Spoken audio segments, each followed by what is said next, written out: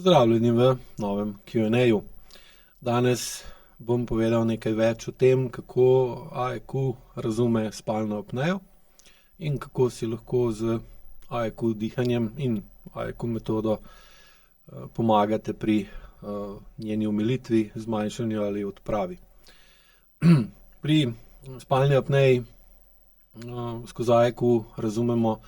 vzrok za spalno apnejo pri AEQ razumemo v pretirani togosti telesa. Se pravi, če hočemo dihati, je potrebno spremeniti obliko telesa, kar pomeni pri vdihu se volumen telesa poveča, da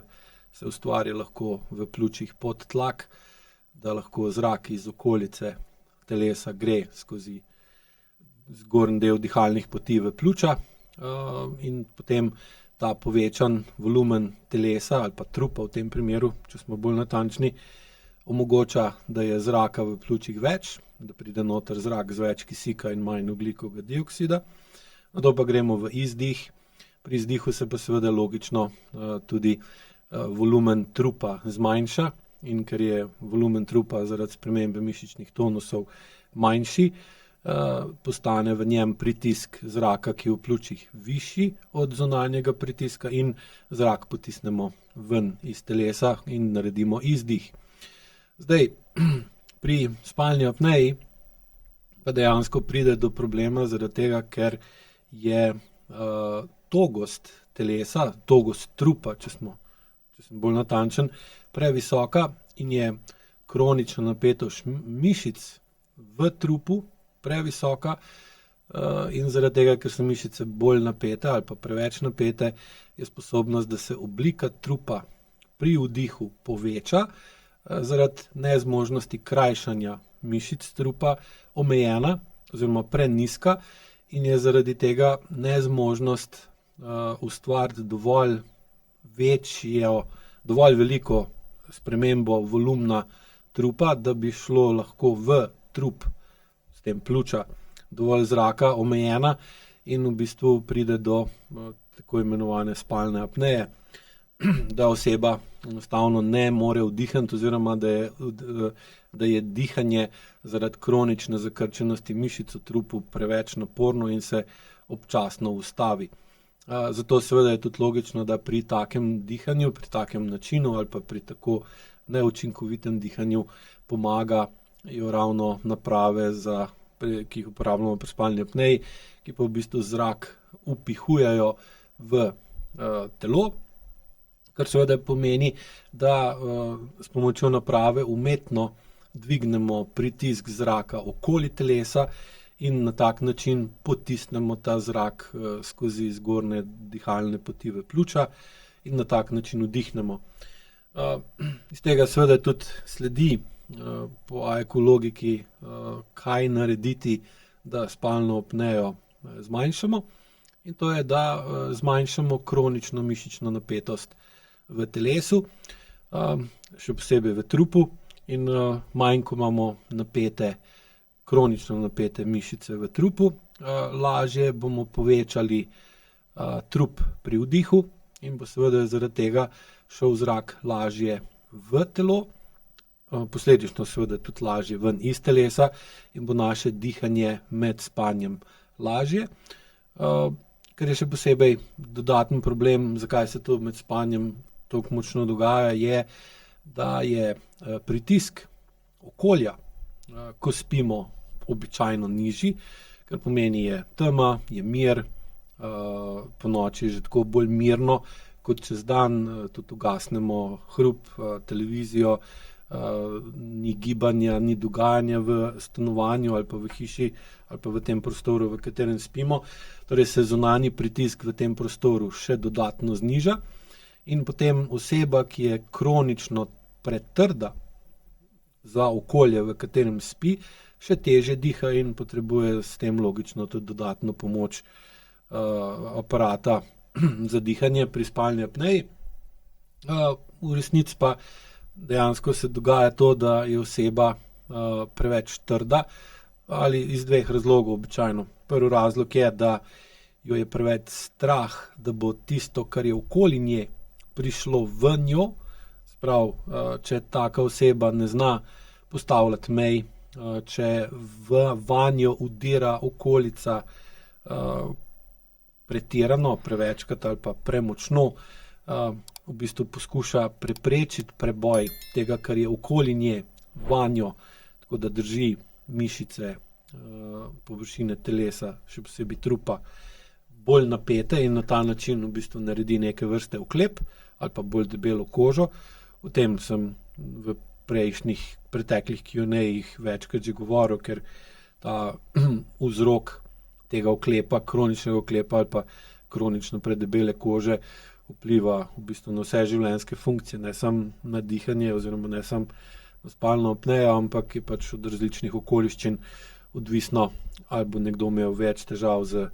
recimo dihanjem, drug bo imel več težav s prebavo, tretji z gibanjem, četrti s črevesjem in presnovo in tako naprej. In ta strah, da okolica ne bo spet prodrla v njegovo notranjost in ga prizadela,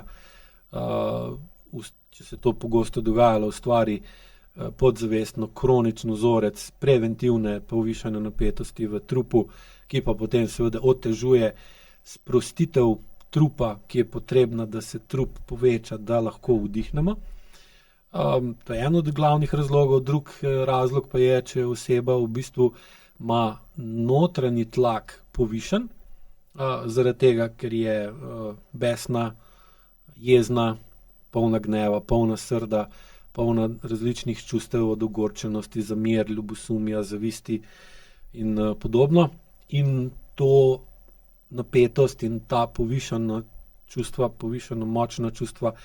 ne izrazi v okolico, zaradi tega, ker tega noče, ne sme ali se pa boji, ker bi, če bi to izrazila kaj v njej, lahko prišlo do premočnega vpliva na okolico in bi se okolica obrnila proti njej, bi ta oseba preveč negativno vplivala na okolico, bi preveč izstopala in bi potem v bistvu morala oditi stran iz okolice ali bi pa okolica šla stran od nje. In v takem primeru oseba drži jezik za zobmi, se ne izrazi, tega ne da ven, kaže okolju drugačen obraz, kot ga pa ima v resnici v svoji notranjosti in mora ponovno ustvariti nadpovprečno visok mišičen tonus na površini telesa, v skeletnih mišicah, v membrani, kot tem rečemo, praekuju, še posebej v področju trupa, kar pa v bistvu mu onemogoča, da bi dovolj dobro izdihnil, ker seveda je pritisk noter višji in ne more do konca tega pritiska sprostiti in ne more do konca dati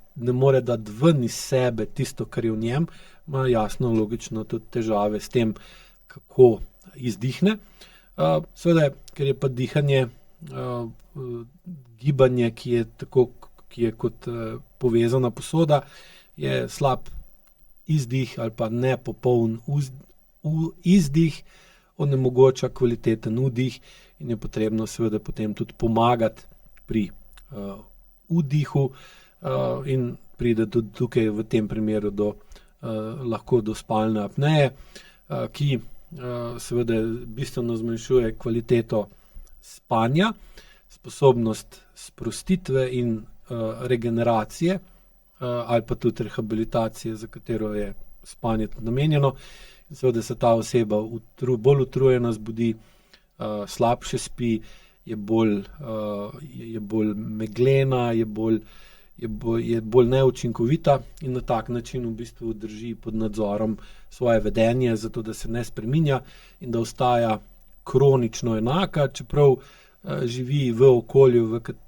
ki se ga boji, ali pa se okolje boji nje, odvisno pač v kateri fazi, ali je po praekujevsko rečeno podmornica,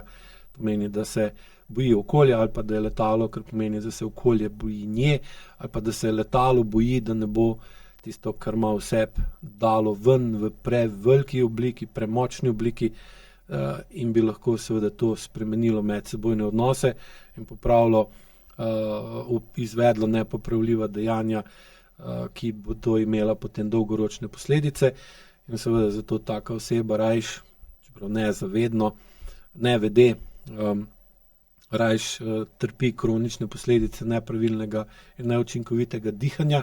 kot pa da trpi posledice izražanja, spontanega in avtentičnega izražanja svojih čustev, ker bi lahko to povzročili prehudo entropijo v okolju. AEQ kot celoten pristop nudi takim osebam možnost, da postopoma znižujejo senzorno-motorno amnezijo, dvigujejo svojo čustveno zrelost in s tem v bistvu vedno bolj stopajo v stik s tem, kaj je v njih noter. Vedno bolj čutijo okolje, kakšno je do njih, kako okolje na njih vpliva ali pa in tudi kako oni vplivajo na okolje in se začnejo vedno bolj zavedati, v kateri fazi so, ali so trdi zaradi tega, da okolje ne pride jim do srca, ali so pa trdi zato, da oni s svojim